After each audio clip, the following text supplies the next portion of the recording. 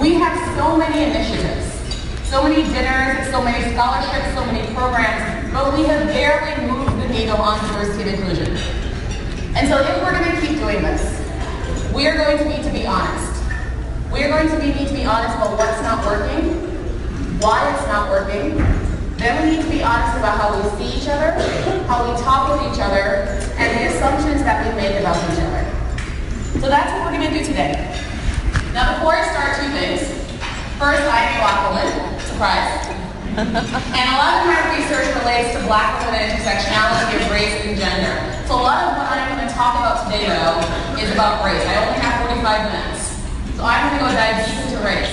But I really hope that you recognize a lot of the takeaways I will have at the end of it applies to gender, applies to women, applies to other minorities in the legal profession as well. Here's the second thing. This is not a comfortable speech. This is the speech where I'm going to pat you on the back and say what a great job that we've done. This is the speech where I say just sign this check. You can sponsor this table. You can change your compensation, hire more first classes. It's easy. Now, because we are facing hundreds of years of inequality in the legal profession. And it doesn't just end overnight. And we can't just give it to someone else to solve. It's hard, it's raw, and it can be transformative. Because in order to change our workplaces, we need to change our lives as well.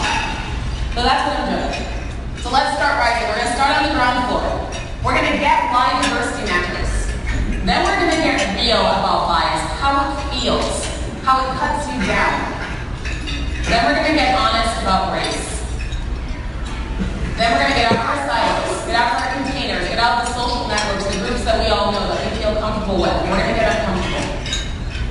Then we're going to get behind the mask. We're going to get a friend of mine named Kevin from Yale, who has to walk that tightrope of being that Black man in the workplace every single day. Then we have to get innovative. If we want to change things, we need to get innovative about how we do it. Then we got to get to work, and then we're going to get out the ground floor. So let's start. We're going to start by meeting two people. We're going to meet Dave, and we're going to meet Sandra. So Dave and Sandra, they graduated from law school. They decided to go work for the same large law firm. They entered the same practice group, but then something changes. It starts with the assignments, the projects that Dave is doing. And his projects and his assignments are more complex and are trickier than the ones that Sandra's getting. Because Dave is meeting new people, he's socializing, he's socializing with partners, with senior associates. Outside this practice group, they invite him over to their homes, they get drinks together, they go to coffee together, they're friends. But Sandra doesn't get invited out. She isn't invited out to these casual social meetups. She doesn't know anyone particularly. No one drops by her office to see if she's free for a chat. She reaches out and she asks what can she help with. She leans in, but it always seems to be on her to do the work. And when she's done, she hears that she did good work, but there's no follow-up. Then Dave and Sandra, they get their evaluations, and they're both good. But Dave gets a lot more positive, growth-oriented feedback, while Sandra's is more neutral. It's not really positive, it's not really negative, it's just good. She's doing good work. Keep going, Sandra. Meanwhile, Dave keeps in touch with his managers. He keeps in touch with his supervisor. He keeps in touch with the partners. Sandra doesn't. They follow up with Dave when he completed a project. They give him instant feedback, instant evaluations. Sandra doesn't get that. But Sandra continues. She builds and she builds and she builds, but she doesn't really feel like she's a part of the workplace. She doesn't feel supported. She has a lot of ideas, but she has nowhere to bring them to. And the people that she's looking up to in the workplace, they keep leaving.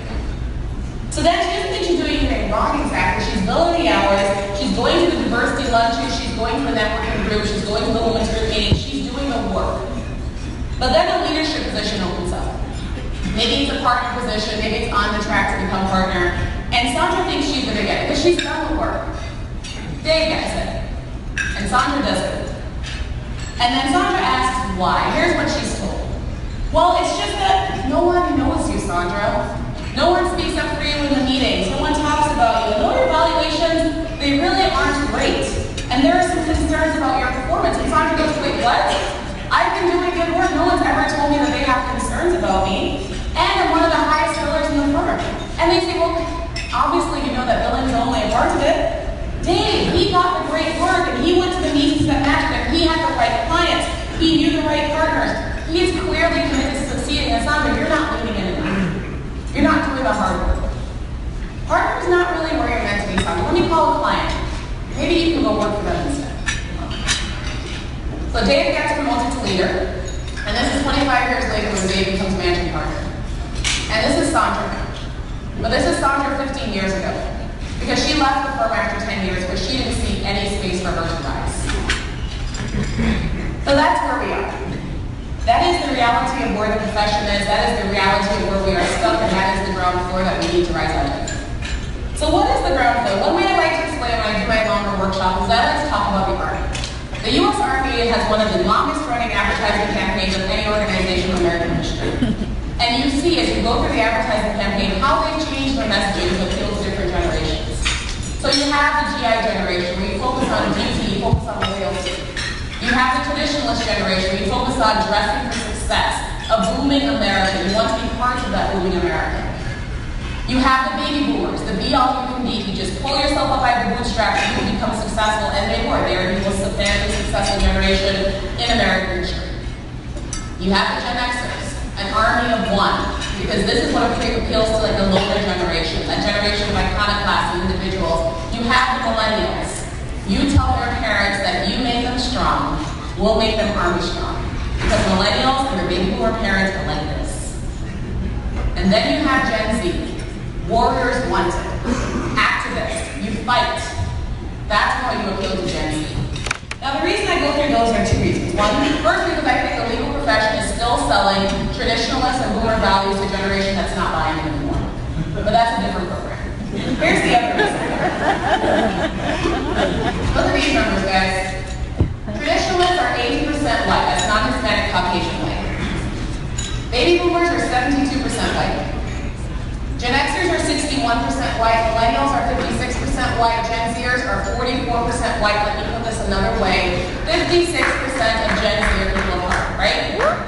That's awesome, right? That's great, because everybody here knows that diversity is great for our workplace.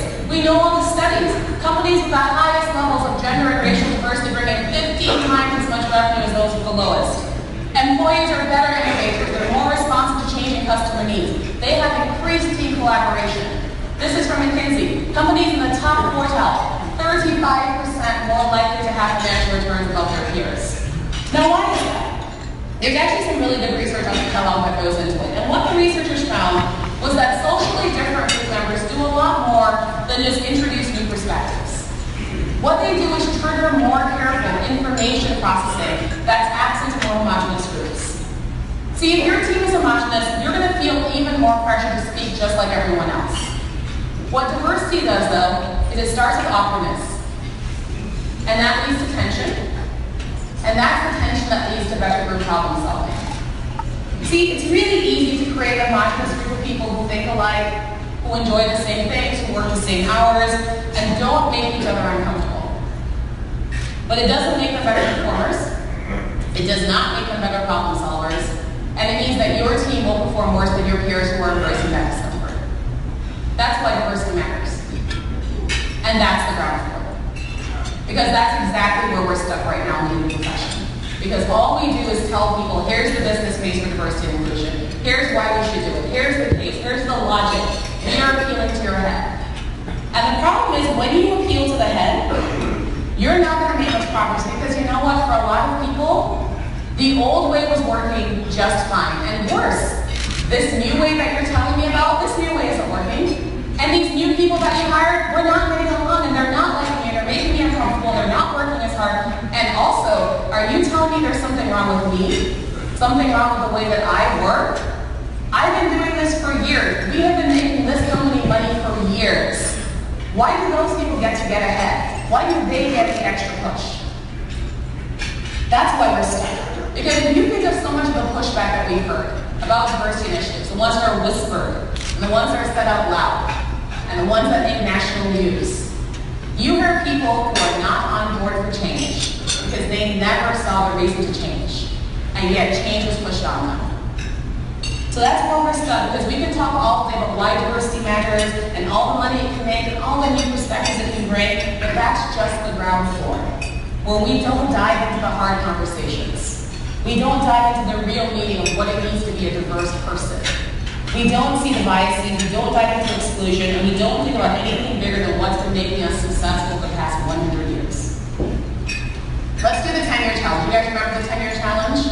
right? You post a really flattering picture of yourself from 10 years ago, and then like a really flattering picture of yourself from now. You're like, oh my gosh, you have changed so much, right?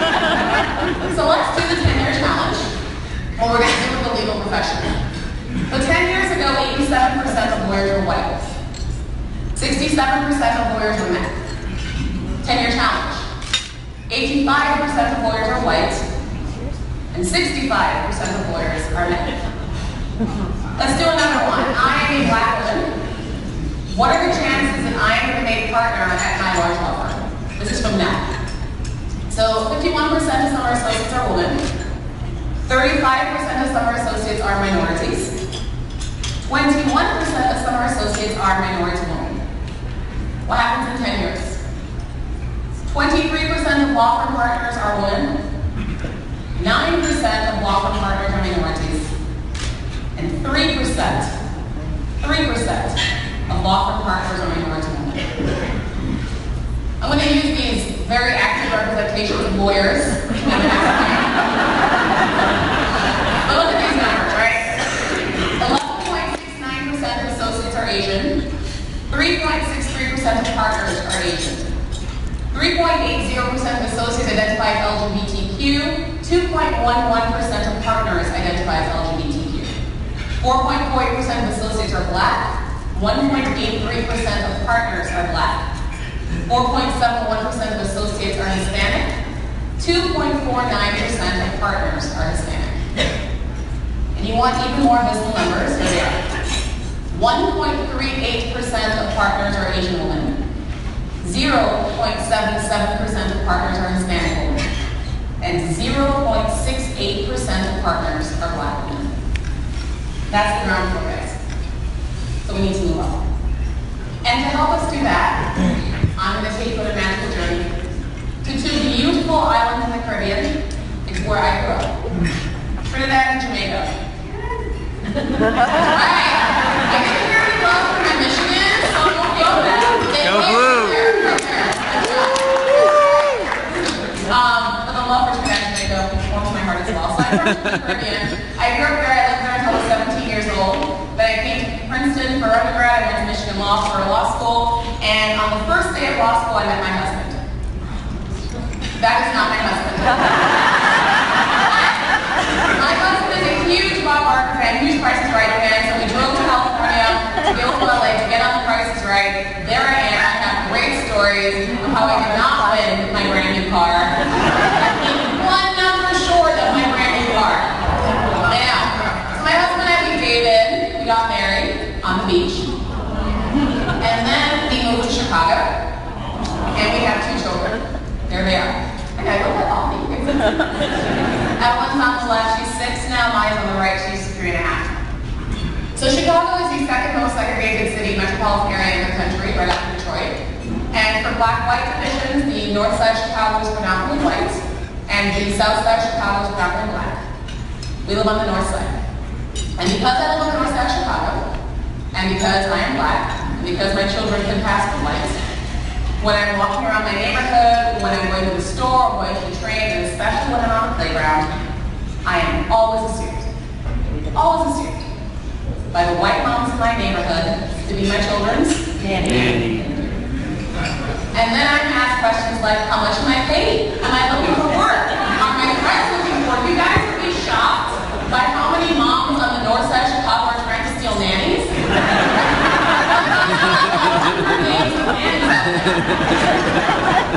So when I do my talks, this is what I call implicit. And you guys want to do a vision implicit bias talk, I'm now going to go over implicit bias. But suffice it to say, that implicit bias is when we make automatic assumptions about other people, and the stereotypes that we make because of those assumptions. But I want to talk a little bit more about implicit bias because I feel like we're using it as a shorthand, and we have to. Because we're telling that everyone has it. You know, it's there, it's easy, we all have it, we can just stress around it, we'll make it come, we'll be fine, right? But implicit bias is like the death by 1,000 cuts. Now I'll talk about what that means. So implicit bias is based on schemas and stereotypes, right? We form these groups about people, these assumptions about people. For example, she is a woman, that's the group that we form. Women are bad at math, that's a stereotype about them. That means she is bad at math because we apply that stereotype to the woman in front of us. Or there's this one, another group we formed. She's a black woman, that's the group. Then where's the stereotype? Black women in my neighborhood are nannies. I'm the nanny. And if you don't think that that stereotype is actually pervasive, there was a really interesting study that was done. Parents of boys, parents of girls. They have equivalent math abilities, the boys and the girls. Parents of boys always overestimate how good their sons were at math. Parents of girls underestimate how good their daughters were at math. So, here's what I think we're going to get real about implicit bias. We're going to really talk about what it means. A lot of bias is, when I said, the death by 1,000 cuts. And micro-inequities are really the center of it. Micro-inequities are the subtle and the unsubtle, verbal, non-verbal, indignities, insults, the denigrating messages that are directed towards you because of your membership in a group. There's three types of them. There's micro-assaults. So it's what we would call back in the day like straight up racism, where you say like, no blacks allowed here, or we only speak English. Where you denigrate an identity that someone has, a central part of their identity. And we might think that that doesn't happen anymore, but it does. A woman is told she can't work in a job because we don't wear hats here, we don't wear headgear here. Or we won't hire a Rastafarian because we don't have people who wear braids here. Or a Sikh man is told to remove his kirpan because we don't allow weapons here, not in this workplace. It's when the same rules apply to everyone, but really, they exclude a group of one people, a group of one group in particular, because their identity is central to that rule that they created. And then we have micro-insults. What people typically think of when they think of micro-inequities, the statements that are made, the repeated messages that simply say, you don't belong here, you're in the wrong place, you're the man. Kim, can you take notes? And it's not really a question because Kim is the only woman in the room and they always ask her to take the notes. I'm looking for the partner. Have you seen him? He says to me as I am the black woman partner sitting there in my office. Wow, your English is really good. Right? To the Chinese American associate, like, I've been speaking English since I was around 1. So where are you from? They ask the Hispanic associate, and when he says, America, they don't stop. And they say, no, no, no. Where are you from, really? What are you? Yeah, my biracial children get this all the time. They're 6, that's what they are. I will never be able to pronounce your name. It's pronounced just like the spell. Now, where does your husband work? The married lesbian woman gets asked all the time. And who's going to watch your kids while you're working? But no one ever asks his husband that question. Brandon's checking over there. Right? Tell y'all we're going to right? Black man wearing a suit. What is he? He's the feminist. And gosh, he's just so well spoken. Right? The clerk says as he walks away. That's what micro-inequities feel like. And then here's the last one. Micro-invalidations. But it's not enough that those things are said. It's the response we get when we call the speaker out on it. That's what we call micro-invalidations. When you say, please don't say that, or that's not all my experience, or no, you're wrong. And we're told we're supposed to get over it. It's not a big deal. It was just a joke. Or, I never said that.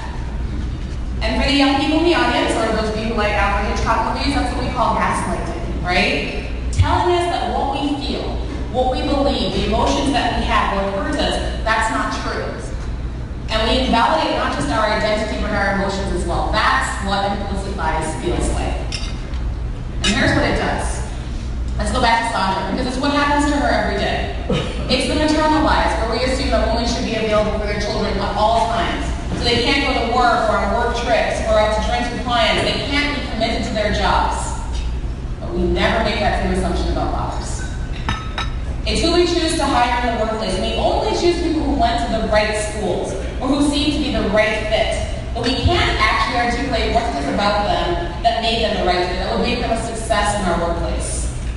It's who we choose to promote, who we choose to advocate for, who we choose to sponsor. And the people who we choose to put into those positions of power are people who look like the leaders already in place. The ones who they think should carry on their legacy.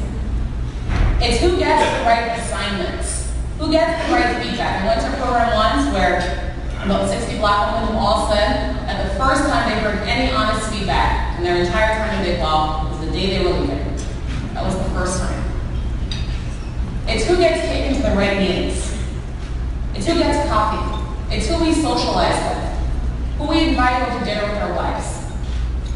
That's what implicit bias feels like. It is all the ways that we tell people that someone is not good enough or smart enough or even competent enough to be there.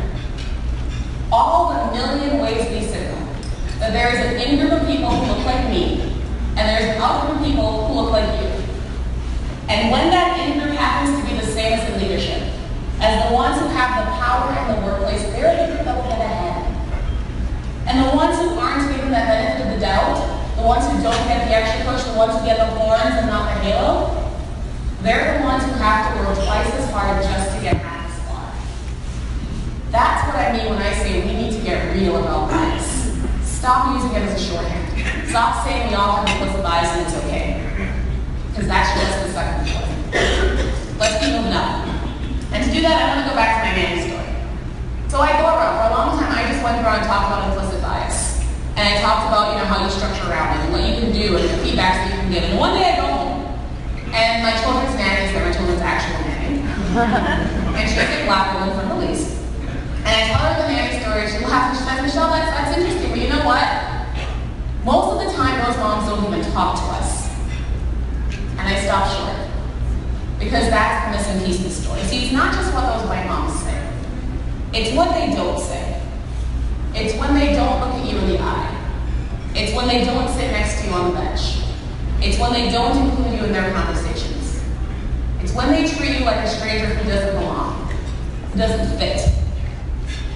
See, implicit bias tells you a lot. It tells you that you have biases. It tells you where those biases come from. It tells you how to be aware of them. If we stay on the second floor, we'll talk about how to structure around them, how to design strategies, how to interrupt them. But you know what implicit bias doesn't tell you?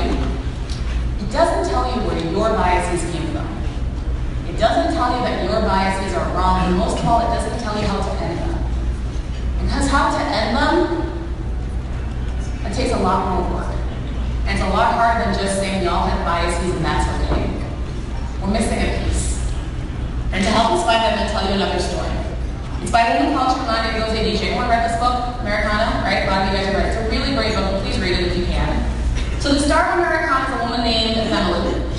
And when the book starts out, she's an immigrant from Nigeria. She has a friend named Ganika who's also an immigrant from Nigeria. But Ganika's been in America a little bit longer than her family has.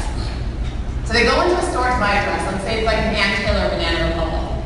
They're in the store and there are 3 sales clerks in the store. There's one at the register and there's 2 on the floor. Of the 2 on the floor, 1 sales clerk is black and 1 sales clerk is white. The woman at the register, she's also white. So Ganika and Fennel, they go buy the dress, the white woman on the floor is the one who helps them, and then they go to check out. And here's the conversation that follows with the cashier. She wants to figure out which of the women on the floor gets the commission. So she asks Ganika which of the women helped her. So Ganika looks around. She doesn't see either woman, she doesn't know either of their names. So here's the conversation that follows. Was it the one with the long hair, the cashier asks? No. Both of them had long hair, Ganika says. And she waits. Was it the one with the dark hair, the cashier asks? Well, both of them had dark hair, Ganika thinks. And she waits. So Ganika waits and she smells the cashier, and the cashier looks down at her computer screen and she smiles. And 2 seconds crawl past before the cashier just cheerfully says, it's okay. I'll figure it out and make sure she gets her commission. So Ganika and Ethel, they walk up to the store. And Ethel says, I don't understand. Why didn't she just ask, was it the white girl or the black girl? And Ganika laughs and she says this. Because this is America. And in America, you pretend you don't notice certain things. That conversation, that's the heart of what I'm talking about. See, those white moms may make their assumptions because of implicit bias, but what they do next isn't implicit bias. Their decision to not talk to me or talk to my black family is not implicit bias. Any more than it is implicit bias to call the police on black people who are sitting in a hotel lobby, or who are barbecuing in a park, or who are dancing on a beach, or who are waiting in a coffee shop. That decision is all about race. Race is the missing piece, and race is the piece that we don't want to talk about in America. Because Americans, and here I'm going to be honest, especially white Americans, just don't like talking about race. Why? Because I mentioned at the beginning, America is this great melting pot. pot, right? This great melting pot of a country. And because we're this great melting pot of a country, we have this idea, right? The ideal is this, where we come in and we have all our different cultures and religions and ethnicities and races and identities, and we throw them in all this one great melting pot. And out of it emerges this one unified American identity. It's one interpretation, but here's another. An actual melting pot is one where you melt away a whole bunch of differences and characteristics that make an individual unique, and you just make them all the same.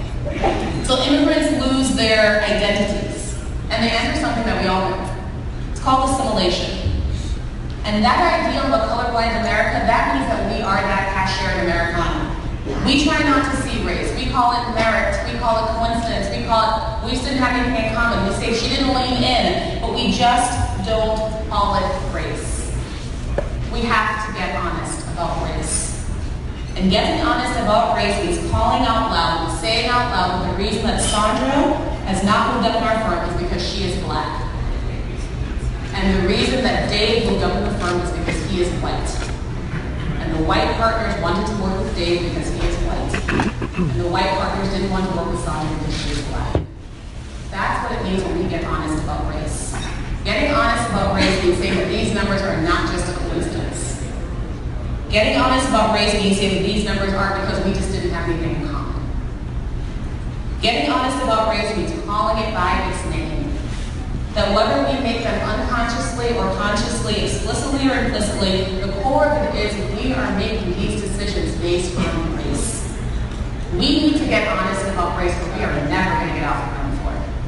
One of the exercises I do in my longer workshops is that I tell people, you have puzzle pieces. I think they're there? Maybe. No. You have puzzle pieces.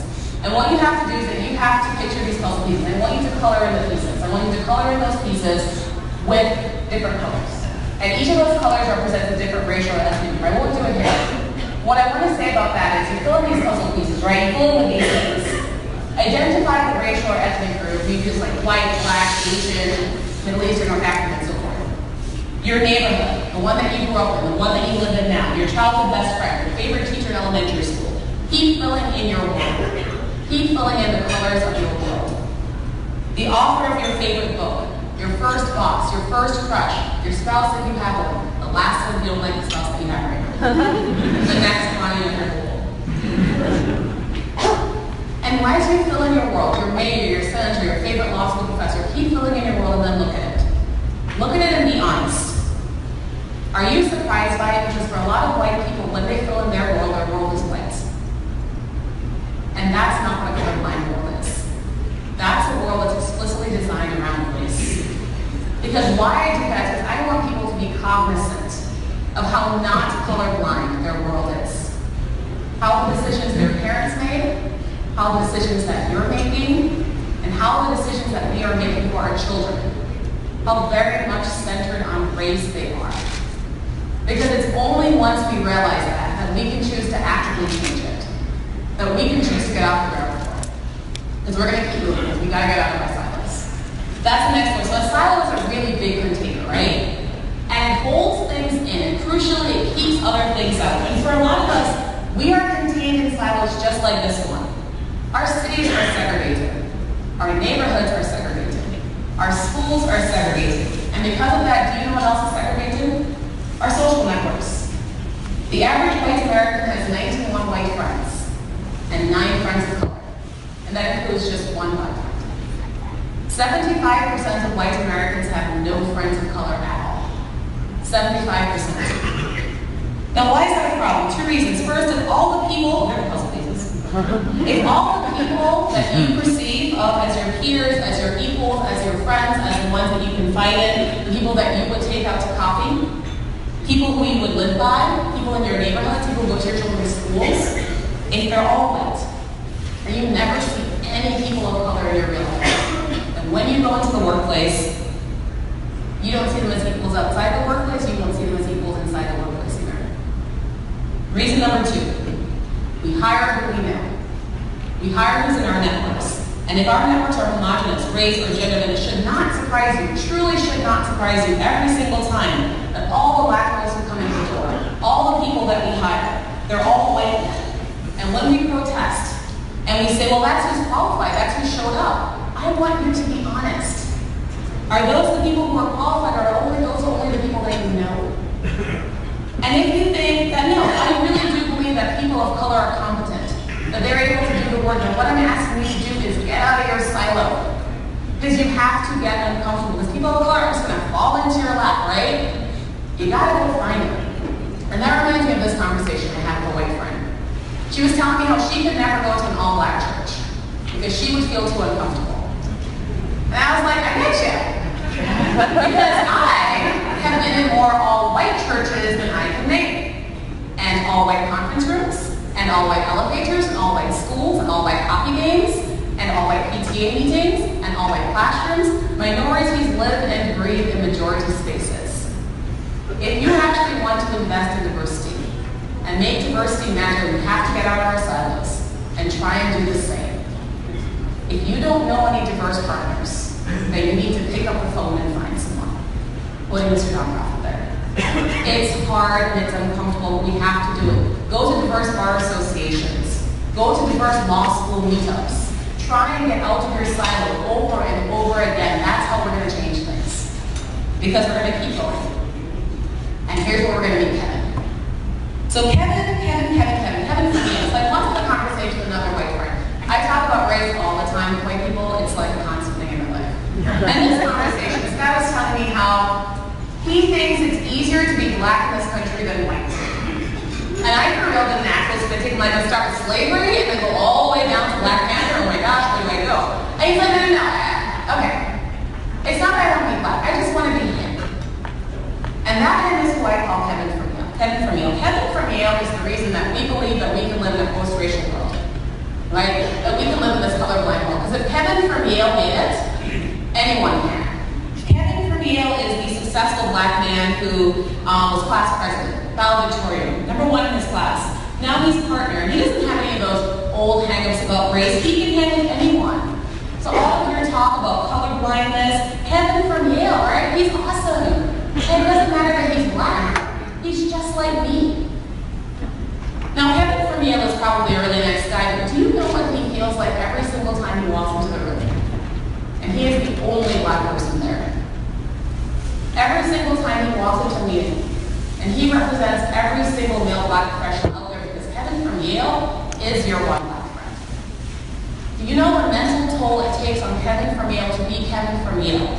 To have been Kevin from Yale every single day of his professional life, and to have never been anything else but Kevin from Yale, or Kelly from Yale, or Kim from Yale, because to stumble, for even a second, on that tightrope on which he is walking is to have someone turn to him and think, implicitly or explicitly, oh, I guess he's just like the rest of them. You see Kevin from Yale, I see a man who has to work every single day just so he can belong, just so he can succeed.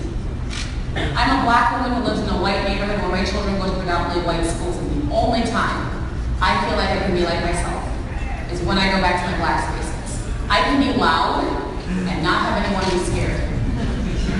I cannot smile and not have anyone be unfriendly. And I can take my kids to the park and not have people call me the nanny. See, Kevin is like a lot of us. A lot of minorities in the workplace. We are constantly living a double life. We are constantly code switching. We are constantly suppressing our authentic selves, vetting our thoughts, checking our behavior, correcting our actions over and over and over again, while conforming to workplace norms and workplace values that were not decided by us and will not change for us. And it's exhausting. And it's why our diversity numbers will not change. Because diversity without authenticity is diversity without teeth. Remember those earlier slides? I went through those for a reason. Those different perspectives, that harder thinking, the better problem solving, all of that is only going to happen if we create an environment where it can take place. But if the rules of our workplace, the dress codes, the languages, the forms of expression, the emotional processes, the intellectual processes, all of them keep telling us that no, diversity matters but only in name, then how quickly are we all going to realize that we need to mask, we need to cover, that we can't stop masking, that we can't stop covering until we live that duality our entire lives, or until we leave and we exit and they tell us we didn't lean in enough.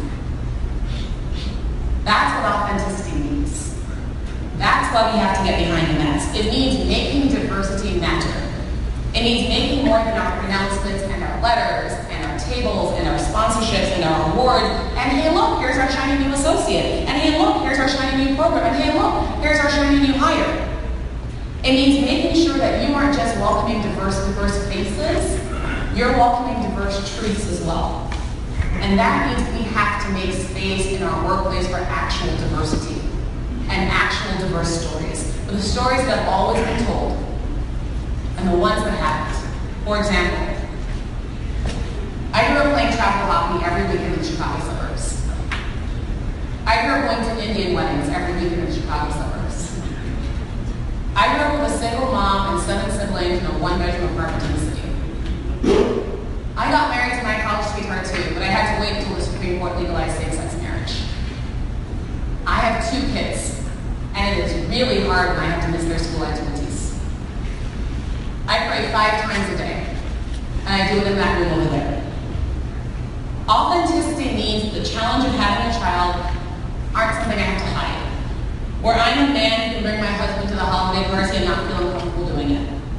Where I can wear my natural hair and not have someone say for the millionth time, did you cut it? Where the fact that I recruit at my Black church brunch is just as appreciated as the fact that I recruit at the golf course. Where I don't have to tell my company that I can't make the firm-wide meeting because it's scheduled for sunset on Eid. Where the fact that I was the first in my family to go to law school, to get a law degree, the first in my family to go to college, isn't something that I have to hide. It's something that makes me better, that makes me belong. That's how we make diversity matter. By seeing people, not assimilating them. By making their identities matter, not melting them away. And now we're soaring. Because now we gotta get into music. See, we have to take these authentic lives, these authentic truths, these authentic stories, and make authentic work happen. What we need to do is create a legal profession where people are trusted enough to be creative, to use their judgments in how to do their work, respond to what they think the client will need, and make that a success. Because we are all different. We have different lives, we come from different spaces, we're different genders and races and ethnicities. We communicate differently, we compete differently, we work differently. That's what diversity is. But we are trying to put on these masks that just don't fit us.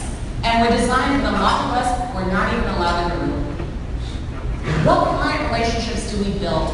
Where do we find them? What technologies do we use? How do we form teams? How do we manage teams? How do we deliver feedback? When do we deliver feedback? How do we compensate? How do we build? Think of these new ideas that we can do.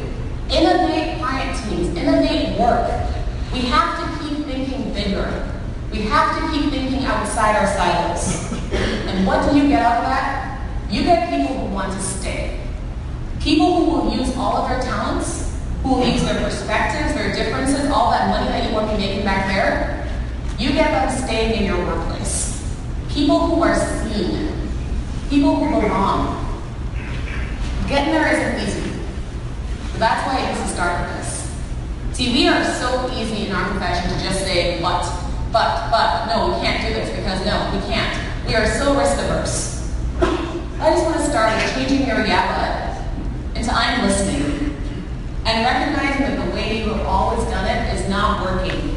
It's not working for many of us, particularly the almost 70% of the US population who are women and people of color. If you follow through on authentic work, you are going to hear some audacious ideas, some bold ideas, some innovative ideas, revolutionary ideas. And you're going to think that's ridiculous, that will never work, that we've never done it that way. But what if it didn't have to be like that? What if you had the space to change it? And what if the people who can make that change happen were sitting right here in this room? They're sitting back there in your companies, they're sitting back there in your law firms, but no one was listening to them. You have to make their ideas. Give them space to make their ideas be heard. What if we didn't just make them change the way that they worked? What if we changed the way we worked instead?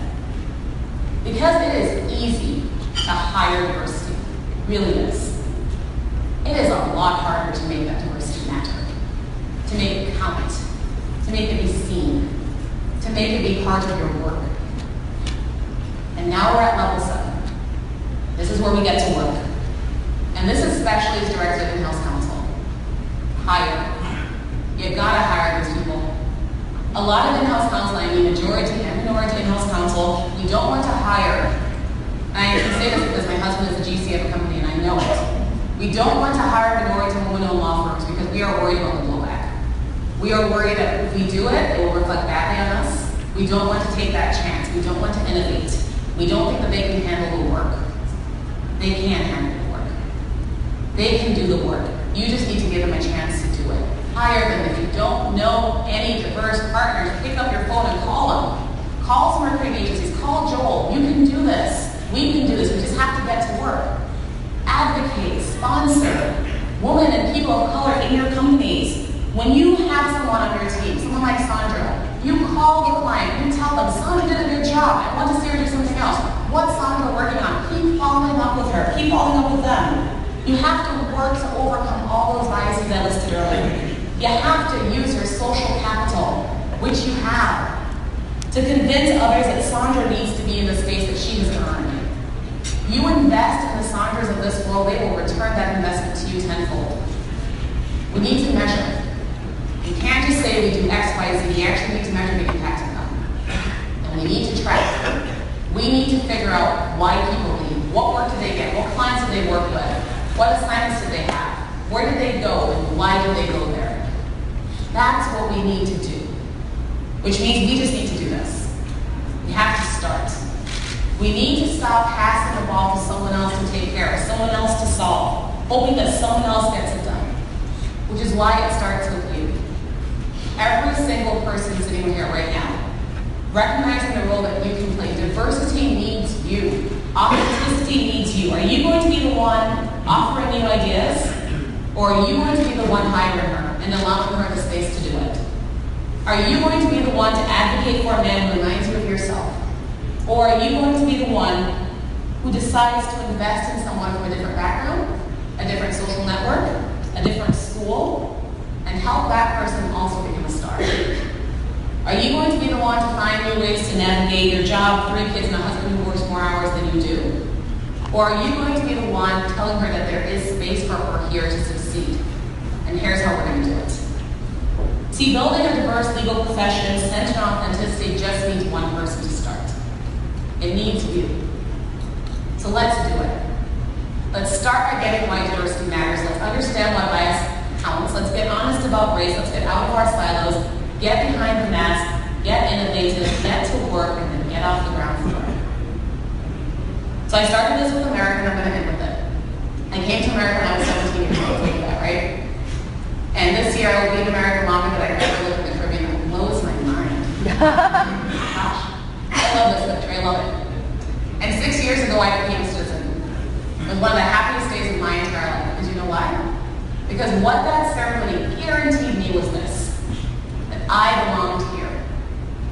I belonged here. We need to take that into our schools, into our neighborhoods, into our offices, into our churches, our synagogues, our mosques, our temples, our law firms, our companies.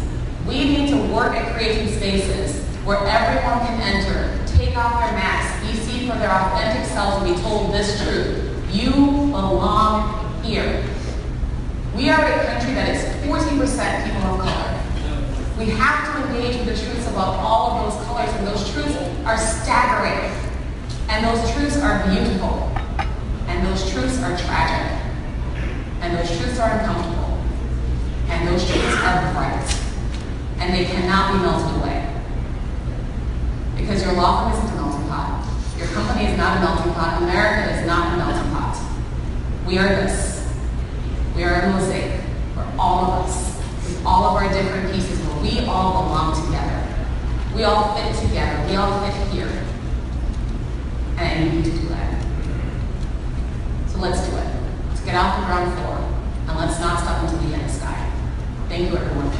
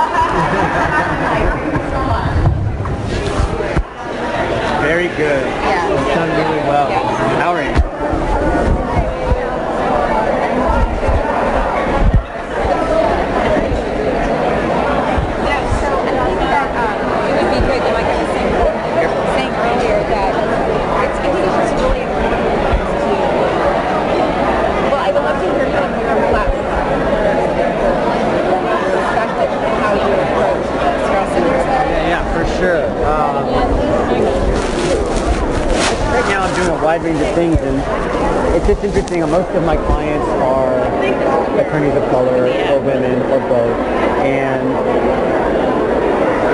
the situations that they face at work are extremely unique. It's incredible having talks like this that affect everyone, but then when you go back to your office, the empowerment sort of lasts for like half a week, and then you're kind of done. And you face some challenge that every time we face a challenge, we feel alone. And that's where my work, I feel like, has had real value, because once a week on a call or with a group, I'm able to just sort of come back and say, what's going on with this week, what happened?